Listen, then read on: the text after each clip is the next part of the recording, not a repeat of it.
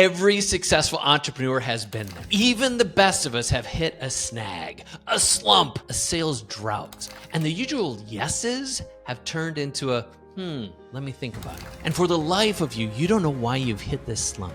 Well, today, I'm going to reveal to you the one snag that is likely holding your sales back and the one battle-tested framework to beat it. I've used the same strategy to help hundreds of elite entrepreneurs and executive leaders get out of the sales funk and start winning again. Ready to get back to closing deals at a higher close rate than ever before? Let's get after it. So one of our clients, he's a successful filmmaker. His name is Kendall, and he's trying to raise funding for a new film he's working on. Time after time, he's hearing the word no, and it's getting in his head. He was burning through his savings, he's losing sleep, he's completely stressed. So what I'm about to tell you is something he learned in working with us. But first, let me tell you what doesn't work. Some would call it sales breath. I call it odor desperado. It's the smell of desperation. The smell of desperation. It's like some cheap ass, like bottom of the rack, find it at Walgreens type of scent. It is something that actually repels and turns people off. And obviously this isn't smelled literally, but it is smelled figuratively through a conversation because it turns people off. So instead of odor desperado, I'm going to teach you a framework that's going to dramatically transform how you sell. Look, you can have great sales techniques when it comes to intros, to scripts, to tie downs, to handling objections. But if you don't have this framework, sales will be even harder to come by. I call this the nothingness energy. This is nothing to gain, nothing to prove, and nothing to lose.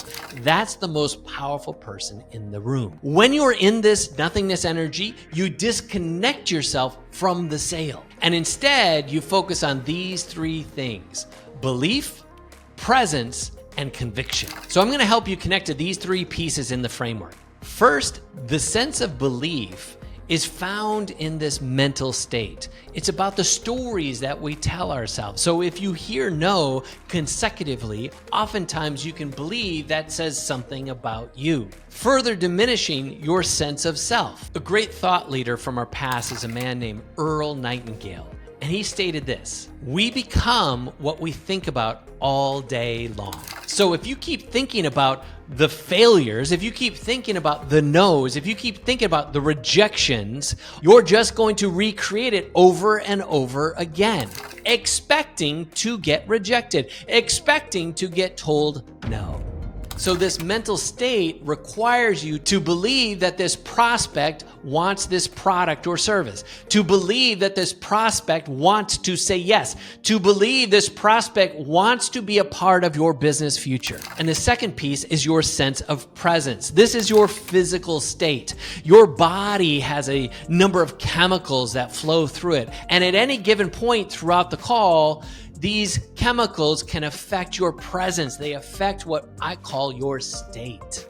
So at baseline, are you eating well? Are you sleeping well? Are you staying hydrated? Are you exercising regularly? Are you managing your stress? Furthermore, your self-care can include breathing techniques, meditation, practicing gratitude, making time to relax and recharge. These habits will improve your health, your mood, your performance. And that's all the baseline. But here's the particular piece I want you to understand. Getting into state right before the call. That may look like doing some push-ups. That might look like doing some jumping jacks. That may look like laughing out loud. Simply changing the energy that you have in your presence in preparation of the call. And third, this is your conviction.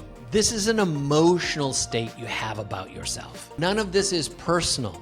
None of this has anything to do with you. This is strictly focused on a compassion of serving the person on the other side of the conversation. When you believe that your product is going to bring solution, when you believe that it's going to transform their business, transform their marriage, transform their children, transform their lives, on some form you build the impact. And so you are opening up the opportunity. You are inviting that prospect to participate in their own solution. So again, you've disconnected yourself from the sale and invested yourself into the person. So let's get back to Kendall when he was raising that investment for his film. He got on a second conversation with one of his investors, and he implemented this sense of belief, this sense of presence, this sense of conviction. So when he transferred this nothingness energy and he decoupled himself from the sale, he actually told the investor, look, if it's not gonna be you, that's totally fine. I know that there's somebody out there that wants to invest in this project. No more Udoa desperado. No more desperation. So then the investor says this, you know what? I want to fund the entire project. And later that week, Kendall received the biggest check of his life. Imagine in your next sales conversation, you're at ease, you're at peace. Imagine what it would be like for that other person to say yes. Imagine what it would be like for that other person to find the solution they've been looking for. Imagine what it would feel like to be in that state of knowing you're contributing, you're helping, and you're solving a problem. You're disconnected from the sale. You're not desperate. You're confidently leaning into the conversation with belief, with presence, with conviction. And at the end of the conversation, that prospect leans forward and says, yes, let's do this. You can have all the tactics, you can have all the scripts, you can have all the tie downs, you can have all of the objection handling, but when you disconnect from the sale and you transfer this energy, bigger things are possible.